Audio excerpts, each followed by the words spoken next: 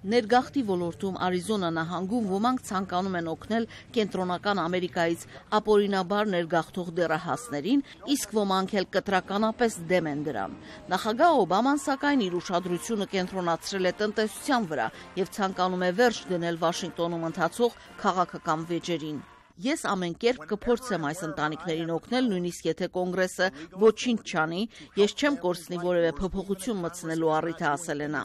Նախագահը անտեսել է հանրապետական կոնգրեսականների հայտարարությունները, թե դատական գործ են բացելու իր դեմ գործադիր իշխանության չարաշահման մեղադրանքով։ Հանրապետականները նախագահին մեղադրում են երկրի հարավային սահմանները ապահովելու գործում թերանալու մեջ։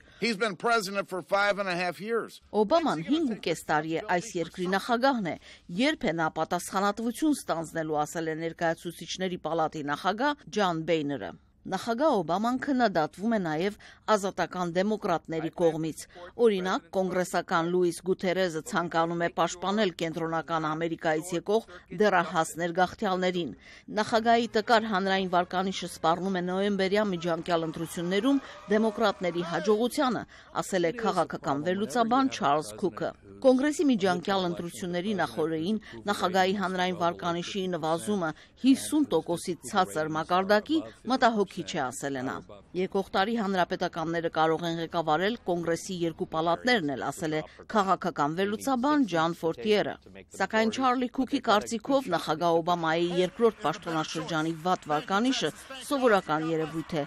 Յուրաքանչյուր նախագահ իր պաշտոնավարության 6-րդ, 7-րդ եւ 8-րդ տարիներում արդեն կորցնում է նախկին եռանդը եւ դրան հետևում են անախորժություններ, ասել է նա։ Նախագահ Օբաման թվում է, թե պատրաստ է ընտրարշավել դեմոկրատ թեկնածուների օգտին, սակայն դեռևս պարզ չէ, թե դեմոկրատները այս պահին որքանով են ողջունում նախագահի աջակցությունը։